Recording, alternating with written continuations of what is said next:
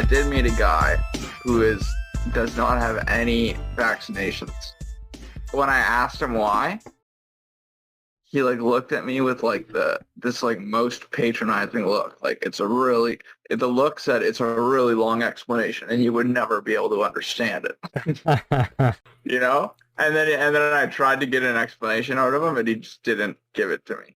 And then I added it on Facebook, and then there was a meme on Facebook, and I thought it captured his personality well. It said, like, bringing extreme views to my Facebook friends since X. So I feel like he's trying to be extremist to get laid. To get laid. To get laid, yeah. That's edgy.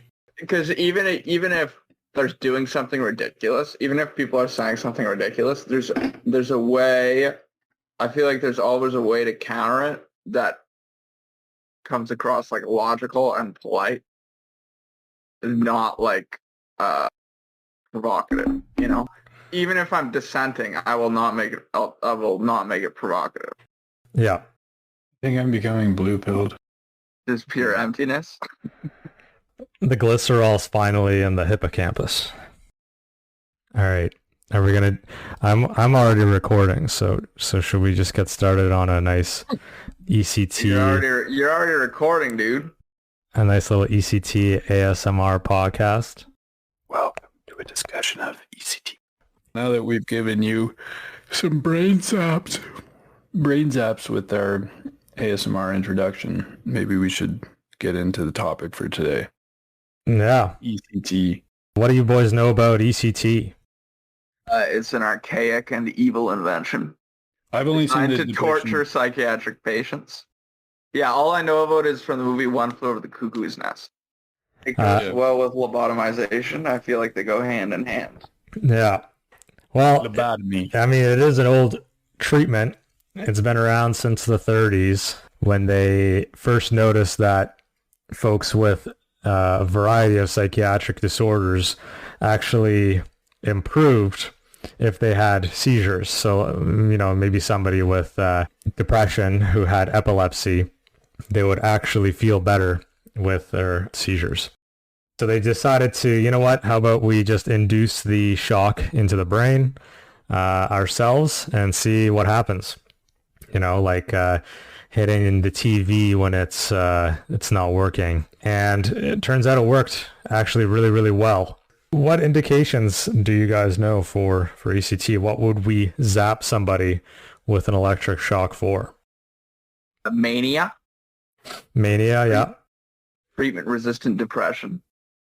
Right, so two or more. Being a bit of a jerk, too. Yeah, a real jerk.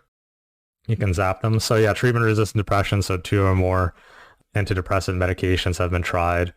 And then with depression, specifically psychotic depression and geriatric depression, they tend to respond especially well to ECT. What else are we thinking here? I believe that it's a second-line treatment for catatonia.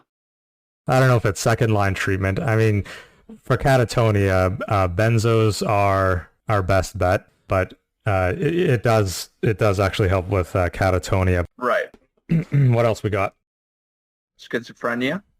Yeah, with psychosis, more so used as a treatment of last resort because we do have so many medications to try, but it can be effective with psychosis as well. Right.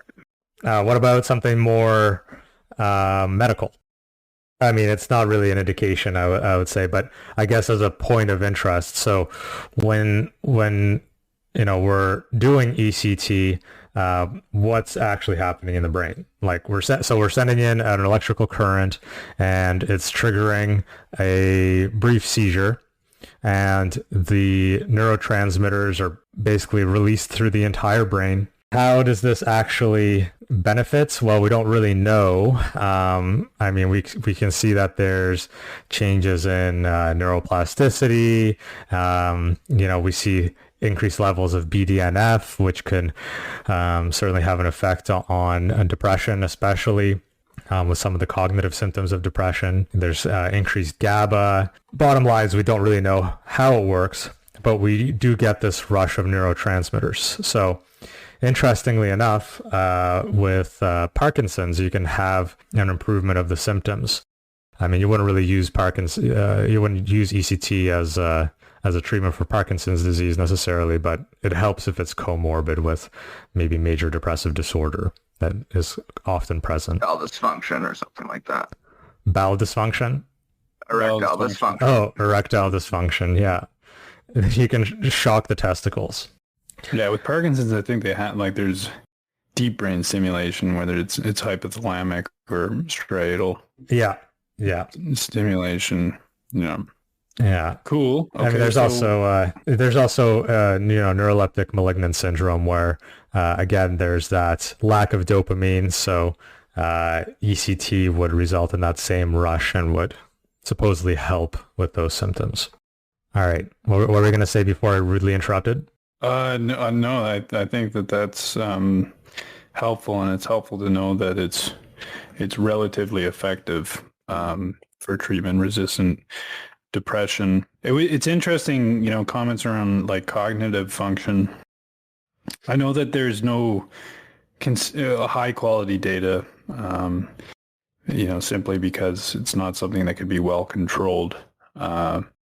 But there used to be probably more concerns around cognitive dysfunction or more permanent change following ECT.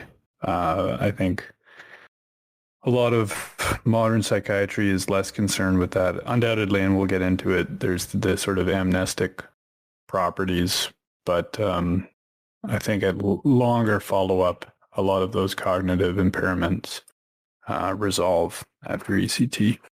Right. The main cognitive concern you would be thinking about is memory. So it does affect both retrograde and anterograde, result in retrograde and anterograde amnesia, but it's transient.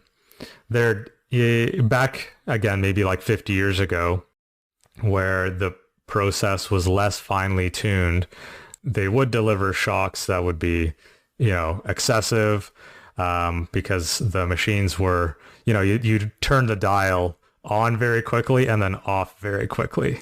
So you're sending this huge shock into the brain, whereas now the machines are deliver an ultra brief pulse. Yeah, probably a lot more computerized now. I wouldn't say computerized. Yeah. So it's interesting just like talking about the mechanics of it a little bit. Yeah. So like literally, you have your depressive. Oh, I'm so sad. They present to the procedure room, normally attended by a psychiatrist and an anesthesiologist.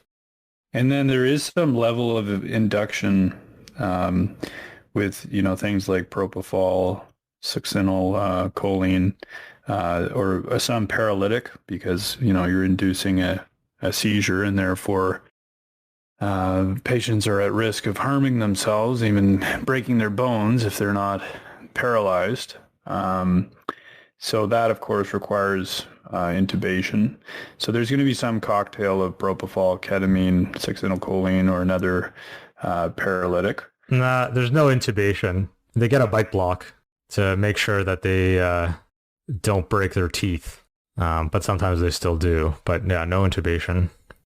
Really? Yeah, it's very brief. Oh, excuse me. That's, pardon me for misspeaking there. Yeah. I mean, ECT is more of an art than a science anyway, so. So they are going to be paralyzed, put to sleep. Yep. Muscles are going to relax. And then, like you point out, with electrodes,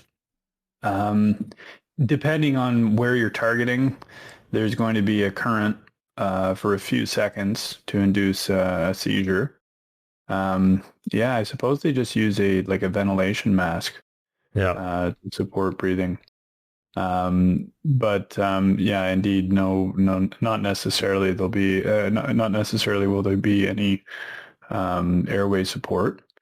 Do we want to talk about the various types of ECT?